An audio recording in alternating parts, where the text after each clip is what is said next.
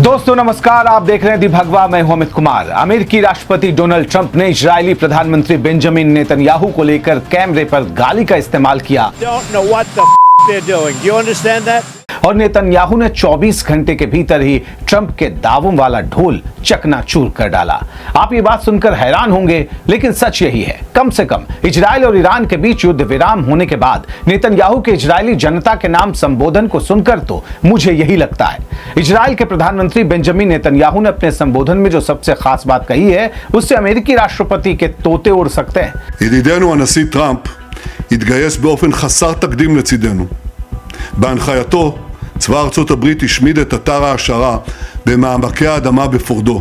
आपने ये तो देखा ही होगा कि जब ट्रंप ने युद्ध विराम का क्रेडिट लेने की कोशिश की तो इसके बाद इजराइल ने ईरान पर और भी ज्यादा बम बरसा दिए। यानी ट्रंप के ढोल को पहली ही बार चकनाचूर कर दिया था। इसके बाद अमेरिकी राष्ट्रपति चिढ़ गए।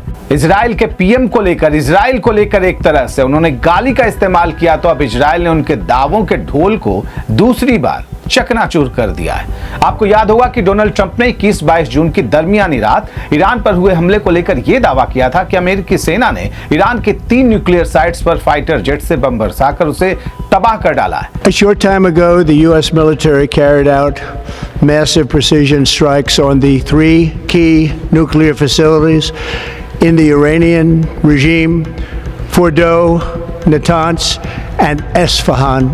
लेकिन अब इजरायली पीएम ने कहा कि इनमें से 2 ईरानी न्यूक्लियर ठिकाने तो इजराइल की सेना ने तबाह किए। ट्रंप ने कहा था कि यूएस आर्मी ने फोर्डो, नतांज और इस्फहान के न्यूक्लियर ठिकाने को बर्बाद कर डाला है। लेकिन अब इजरायली पीएम ने अपने देश के नाम संबोधन में कहा है कि इजराइल ने नतांज के मुख्य परमाणु संवर्धन फैसिलिटी और इस्फहान के यूरेनियम संरक्षण के ईरानी ठिकाने को तबाह किया। इसके साथ ही नेतन्याहू ये भी कहते हैं कि राष्ट्रपति ट्रंप अभूतपूर्व तरीके से हमारे साथ डटकर खड़े हुए और उनके निर्देशन में अमेरिका की सेना ने फोर्डो में डीप अर्थ इनरिचमेंट साइट को नष्ट कर दिया। उन्होंने बकायदा नाम लेकर बताया कि हमने क्या किया और अमेरिका ने क्या किया। अमेरिका की सेनाओं ने अमेरिकी राष्ट्रपति के निर्देश पर, आदेश पर क्या किया। जरा नेतन्याहू और ट्रंप को एक साथ सुन लीजिए। साथ में इनके बयान का हिंदी अनुवाद भी पढ़ लीजिए। आप इससे समझ जाएंगे कि नेतन्याहू ने ट्रंप के ढोल को किस तरह से फोड़ डाला है। The U.S. military carried out massive precision strikes on the 3 key nuclear facilities in the Iranian regime, Fordo, Natanz, and Esfahan. ידידנו הנשיא טראמפ התגייס באופן חסר תקדים לצידנו. בהנחייתו, צבא ארצות הברית השמיד את אתר ההעשרה במעמקי האדמה בפורדו.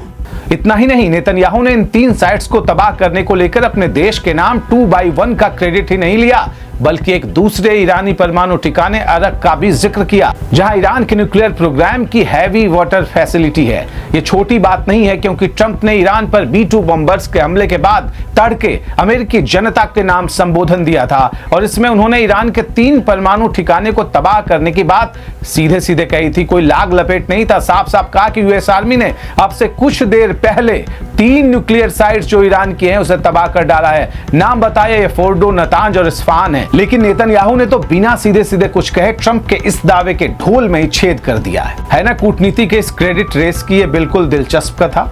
अब आप तय करिए कि कौन सच बोल रहा है, कौन झूठ, और आखिर में ये कैसी दोस्ती है कि दूसरे का युद्ध वाला क्रेडिट भी अपने नाम कर लो, दूसरे के एक्शन वाला क्रेडिट भी अपने नाम कर लो। अब ऐसा ट्रंप कर रहे हैं या नेतन्याहू कर रहे हैं? सच कौन बोल रहा है, ये तो वही दोनों जाने। लेकिन अगर इमेज की बात करें तो झूठ वाला जो पलड़ा है वो ट्रंप की तरफ ज्यादा झुकता है, क्योंकि भारत और पाकिस्तान के बीच युद्ध विराम वाले ट्रंप के दावे में तो झूठ ही झूठ था। लेकिन अब ट्रंप के जिगरी दोस्त नेतन्याहू ने जो कुछ कह दिया है, उसके बाद अमेरिका की सफाई आएगी या नहीं आएगी, ट्रंप की सफाई आएगी या नहीं आएगी, यूएस आर्मी की सफाई आएगी या नहीं आएगी, ये देखना दिलचस्प होगा। और आखिर में आपसे एक विनम्र अनुरोध, अगर आपने अब तक दी भगवा के यूट्यूब चैनल को सब्सक्राइब नहीं किया है तो अभी कर लें।